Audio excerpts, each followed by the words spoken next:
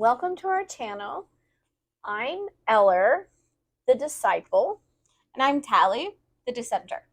Today, you've got the topic for us, so I'm just going to let you do your thing, and then I'm going to be very surprised because I'm scared. No, I want to know, what do you know about, like, sociological theory? I don't know what you mean by sociological theory. Now, Okay. the thing is you might start talking about the concepts, and I might like, oh, I've heard of that before. Okay. But if you just say that term, I can't fill in the blank. Okay. So one of the things I want to talk about, because I feel like this is sort of I feel like in some ways we've had this conversation a few times. But this is a pretty foundational one to get started with. Yeah, why you look so scared? I'm a little scared because I don't. We talked about the face. other episodes before we did this, and we haven't talked about this one, so I'm a little nervous. Okay. Well, okay, but we should get used to this feeling a little bit nervous. When you're having tough conversations in the real world, you're not rehearsing them. Yeah, but PSA. if somebody's gonna come up and start talking about Trump, at least I've talked about that before. You know what I'm saying? Okay, but I thought you said you were gonna look a little bit of it up beforehand. No? Okay. All right. So essentially, what we're gonna cover in this episode, or try to talk about, is I think you have me confused with you. Okay.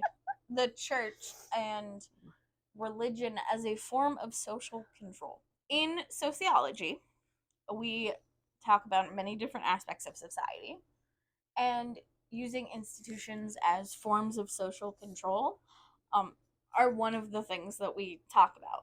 Now, because we're coming from the position of disciple, dissenter, some of the things that made a lot of sense to me when I was learning sociology was this: oh, we're using the church as a form of control, which made a lot of sense. And then it's a social control, especially. We see this with, I'm not going to accuse all religions of being a cult, but every single one of them has some sort of form of, like, the bite model, for example, which is a measure of how you grade cults. And those all have to do with measures of control. So you have the B in the bite model stands for behavioral control. The I stands for information control. So the T stands for thought control. And the E stands for emotional control. If you just look at it, this is why I don't think that the bite model is like a perfect thing for cults, because if you just look at this, like, for sure every single religion does all of these at different points. Like with the behavioral control, a lot of, like, fundamental forms of religion are saying, like, there are things you're allowed to do, there are things you're not allowed to do. It's the same with information control, especially in, like, situations where you're going to, like, a private school that's run by the religion. They are controlling what you're learning. So when I was at the Christian school, one of the things that they taught us was, and I think it's called, like, I don't remember the name of the idea. It's like above the firmament theory or something like that. The firmament. Where they have that theory that there was, like, a layer of water above the Earth's atmosphere prior to I have heard this theory. the large, prior to the flood. And it's just like, that's a form of information control, right? Like, you're shown this idea, and, like, granted, the only small amount of credit I will give it is that it was presented as an idea. It wasn't presented as fact.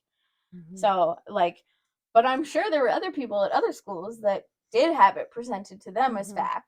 Yeah. So when you look at that, and then it's the same with, like, thought control, of being, like, told, like, you shouldn't think certain things about, people of similar genders, or like stuff like that. Almost goes into, like, apologetics a little bit, where you're like, or the God of the gaps. That's really a good one of, like, I don't understand this, therefore God. So, that can be something when you ask questions that is presented to you of like, I don't understand this, therefore God, or I don't have an explanation for this, and this is like a way of controlling your thoughts, because eventually you get into this habit of every time you don't know the answer to something, you just say, okay, God, and that ends critical thinking.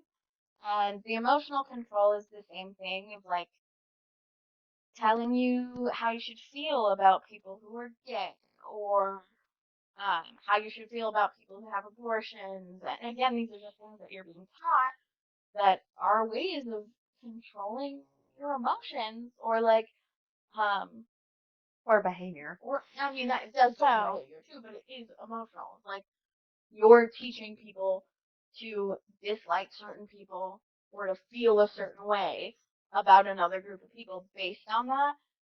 And so, like, just in general, and that's why I think, again, the fight model is not perfect for really disseminating cults. There's more to it. That is just a very basic overview. I have a couple of thoughts about that. Okay. I do see it slightly different. I see it as we have people in power. When we have people in power that they look for systems that they can co-opt and use as weapons, and that is what's happened with Christianity, in the U.S. in particular, as I see it. It has been a tool of very powerful people to keep mass groups of people in certain modes of thinking and certain ways of voting, because they can then control the political arena. And that happened during my lifetime, during the reign of certain Republican presidents who shall go unnamed. I think you probably can figure out. And what was difficult for me is I didn't understand a lot of that stuff when I was younger, and now knowing more and having the years of experience and education and reflection, and it really is something that was weaponized, especially during the 80s, that shifted. I had an uncle who was a Democrat, but he was also a Christian, and he was successfully converted from being a Democrat to being a Republican because of that messaging. So I don't disagree that that's not how it happened, but that's not the only role that religion or faith can play, and I want to leave room for that, because the world is what it is. Okay, we have the information that we have. When you're looking at sociology in particular, that is how we form societies. And all we have is how we've, like, our own history. It's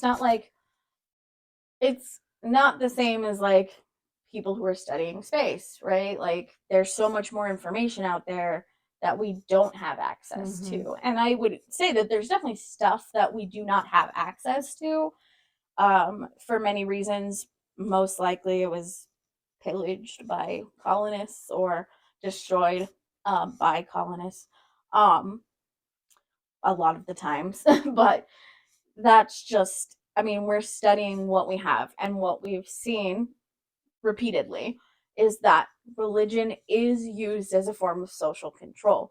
And I think the problem is thinking maybe that the terminology social control is negative.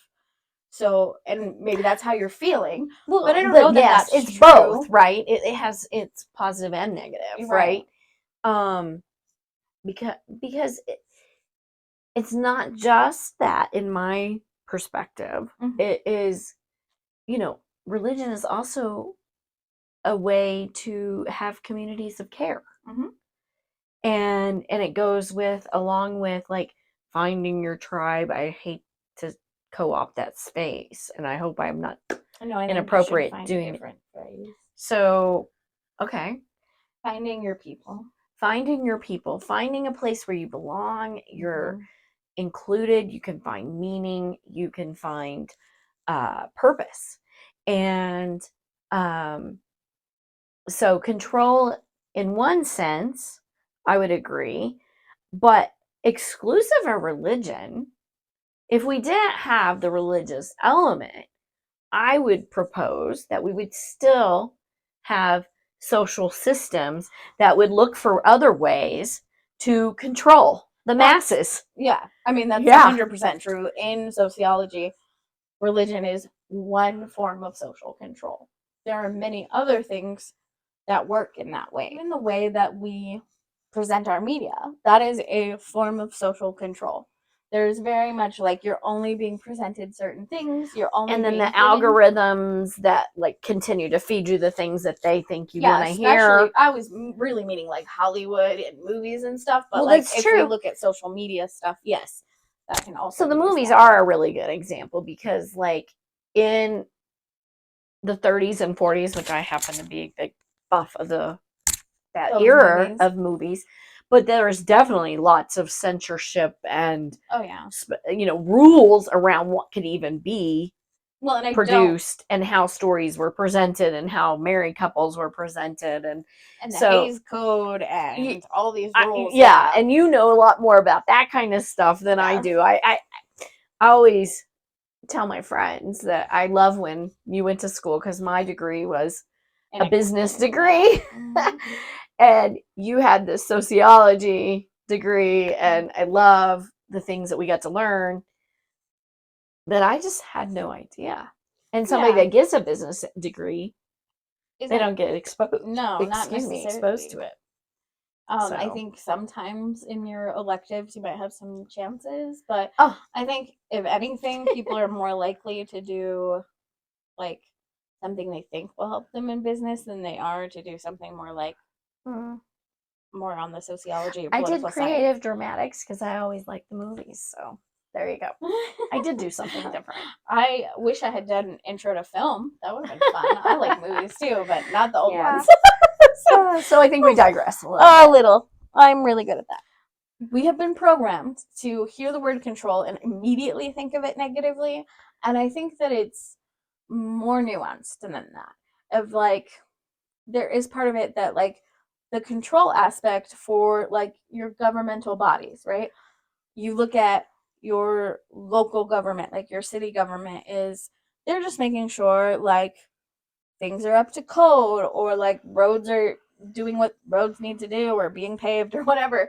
Those are all forms of control in our society, but they exist because there are important functions for them to fill. Now, this is why I also wanted to talk about the role of the church and religion, like the Christian church and religious community in general, of like right now, I would say a lot of specifically Christian fundamentalism is acting in a negative way because of like we look at somebody like Ron DeSantis who has done all this stuff that he has done in Florida, and then we look at like he's going to try to run for president, and that's scary because he has already proven that he has an agenda that he's willing to push, and he is very much like I kind of think it's different for me. I'm trying to think of the way to word this. So with Trump, I feel like he always acted on his interest and something he could benefit from. And he didn't really believe a lot of the stuff that he said. He said it because it benefited him in some way. With someone like Ron DeSantis, I think that he either is a hateful person or he like truly believes the things that he says because he is much like he's acted on these things, whereas like Trump didn't go in and put any anti-trans stuff into place, or and that stuff is scary. And that's why I wanted to talk about the role of the church and like how do we move away from that negative control to a more positive influence. Well, I have a couple of thoughts. One is, I think you're right. The word control really is kind of an obstacle to really having a good understanding. And I like the word organization. So sociological organization or social organization is system, how you organize a system, right? Because I feel like that's really about the same as what you're saying. And then the other thought I have, and this is where I know we're going to have people that even disagree with our position about this whole thing in Florida. But here's the thing. If you're supposed to be Christian, you're supposed to be loving people, not judging people. And, it's between them and God, really. So it is not a respect. And I, again, define love as respect of personhood. It is not loving or respecting of people's personhood to try to jump into their personal business. Mm-hmm. And that is kind of where we've made up our mind about this, and it's based in our value. Mm-hmm. And so, as we're trying to talk about having these difficult conversations, the question that comes to my mind is, how do we talk to somebody who is an advocate of somebody like DeSantis? And the fact is, I'm not sure we can until they are going to be able to talk about their values. Well, we've had this conversation a little bit where we've talked about how do you have a conversation with somebody who won't agree that the sky is blue? That it's like there's some fundamental issues. It's really difficult. Like, how do you have a conversation with somebody when they say the sky is green and the sky is blue, and the sky is blue, and it's like, how do you have a conversation about that? And technically the sky is purple, we just can't see it, but anyway. Thank you for that. I'm just saying, the science says, as a general rule, it is an accepted fact. But if somebody doesn't believe the science of XYZ thing, how do you go from there? For example, if we're talking about somebody who is supportive of DeSantis and a lot of his anti-trans legislation and things that he has done that has been very harmful, you can try to explain that gender is not the same as sex, and the sex characteristics don't determine anything about your personality. You can try to explain that. You can try to show them the science that they don't even know if they actually have XY or XX chromosome or XXY. They don't know their chromosomes unless they've been tested for that for some reason. And that we actually are a bell curve when it comes to the chromosomes, right?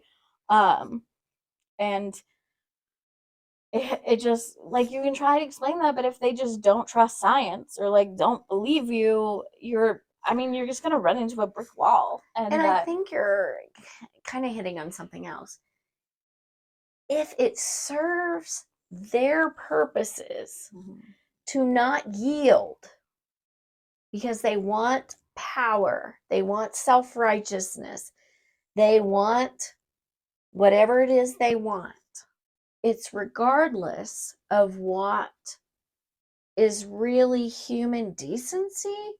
Mm-hmm. You have a fundamental values problem because they value power over people. And here's the thing, like you were saying earlier, they cannot name that value because who wants to admit to themselves? Yeah. Honestly, I could see somebody like Donald Trump being like, hell yeah, I want power. That's true. But I think he has. He probably has. But there are very few people who would admit that that is what's happening for them, that they are wanting power. And because underneath of that, and I love a lot of Brene Brown's teaching. I've already used some of her stuff here. It's really an armor. It's a mask that they've put on to hide their insecurities and their fears and until those get dealt with, you cannot have honest conversation. Yeah, I feel like So that's a hard part. in some ways what we've tried to do, to use my grandfather as an example again, is that we just try to plant little seeds, I guess you would call it, of like, if he says something and then you just try to say, well, what if blah blah, and then you just kind of, or you just frame it slightly different. Or like, I'll use the example of a story I told you. I said something about being fat to a coworker, and she did the thing where she goes, "You're not fat, you're beautiful," and I was like, "I said I was fat, not that I was ugly." And so that's something that can maybe hopefully help her think, okay, well, why did I like do that? Why did I conflate fat and ugly? And this goes into a whole other realm of anti-fat bias. Again, I have great resources if you want to know more. But I like that. And the thing is with my dad, my dad does desire to be a loving human being. Okay. He is not a DeSantos person for the sake of being a DeSantos person. He is a DeSantos person. I don't even know if he is a DeSantos person. So, but I'm using it as an example. He has got certain sets of thought because of where he lives and his religion being co-opted and not developing the mental critical thinking like you were talking about before, how it gets kind of circumvented with these ridiculous solutions that aren't solutions. It almost goes into that when you talked about like on your thing about your faith journey and the different spheres. It almost goes into that, like the gap of the gaps argument goes into the simplicity mindset. But I think my real question is like, I kind of want to get back to, how do we move? Is there a path at all for, at this point, for Christianity and the Christian church to move from a negative view of like a negative social control into a positive form of social control? Well, that I love that you asked that question because I hope so. That is my deepest desire. I think about David, who was a shepherd, and that's a story from the Old Testament. And he was a young person left on his own a lot to take care of sheep. And I wasn't there. They're just secondhand stories and maybe more than that. But so they might be all hearsay.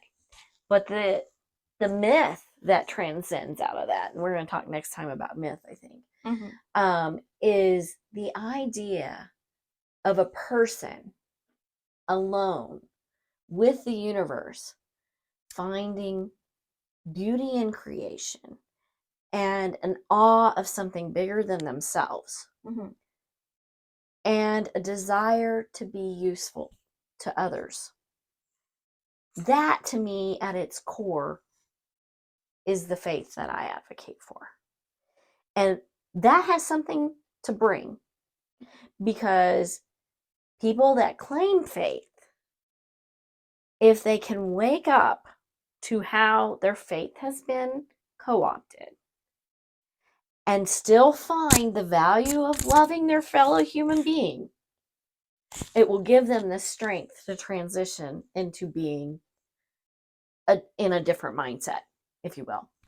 So that is what I hope. And then there is the caring community, there is the acceptance, there is the inclusion. And I know in the LGBTQ plus community, religion has not had a great track record. And I've read some materials from the Alliance, which is my denomination's LGBTQ outreach ministry. And they tell us, there was a story in one of the books that was talking about a minister who was going out into the community and was told not to talk about religion, but was multiple times being asked by people about spirituality. And um, I I think we have an interest. I think we have an understanding that there is something bigger than us. We can't maybe name it. We can't try to put it in a box. We can't set up a whole bunch of rules, but we can live in a tension with the mystery and walk in this world with a sense of awe and a sense of wonder that there's something bigger than us that connects us to each other. Mm-hmm. And that's what I hope. That's what I hope. So I love that you asked that question. I want to know, I guess my thing is like, is the church the only one possible for that role of binding us together, showing us that we have more in common than we do separate? I mean, I recently did a class on my workplace requires like some certain trainings, and this was like a DEI training. Part of follow up on this training is we have 2 1-hour videos that we have to watch, and the first video is talking specifically about these high schoolers who did a bunch of DNA tests. So they did these DNA tests, and then they were asked like questions while they were waiting for the results of like, who do you think in the room that you have the most similar DNA to? Who do you think you have least similar? There's very little variation between people. And granted, they are looking at a very like small set. They're not looking at the entire strand, but they are looking at a very important, and I'm not a scientist, so I could not tell you the specific name of the section that they were looking at. They didn't name it in the video. But they, were noticing that the biggest variations they saw between one another were like 5 spots were like different. And it just is, again, we have more in common than we have that divides us. And and I would say that it doesn't have to be, right? Like, I think that there are people that walk in this world and they don't need to call something religion or God to feel that connection, okay? But the church does exist. Well, Christianity and other faiths exist, right? And if it's trying to be true to its core, I think that they all kind of have the same core message in general, is to love one another and try to get along. Like, come on. We're all here, we're stuck here. So if it's to continue, it has to be, it needs to shift to be about that, to really be legitimate. Otherwise, it doesn't have integrity. Right. As far as I'm concerned. And I do believe in spirit. Do I have to call it spirit for it to be spirit? No. But do I believe in it? Absolutely. It's almost got me thinking of like, we should do an episode to try and see like if we can find the religion that has caused the least harm. It's weird, but like I kind of bet on Buddhism. Well, yeah, because they don't want you to kill the spiders. But that doesn't mean that they didn't harm. I mean, I would say like, maybe this is controversial, but there are some vegans who think that they're not causing harm because they're not eating animals, but aren't taking into account the human workers that are being exploited to pick their food. So well, and I mean, maybe you don't kill a spider, but did you do something else? I'm curious now. We talked about having curiosity. I just got curious.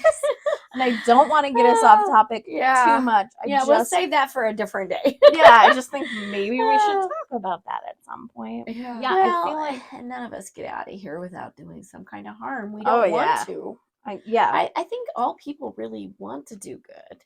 I struggle with at least they start there. Maybe they don't end there, because somewhere along the line, power's alluring. And I do think next time we're going to get into the mythology, but I would be curious if anyone wants to leave like comments in the their and thoughts that they have about the things that we were Is there a talking about. place for faith? I mean, because maybe we talked about words kind of tripping us up. So maybe the word religion is tripping, can trip us up, but faith might not trip us up as much. So when I get up and I go into the other room and I go to turn on the light, I have faith that the light's going to come on.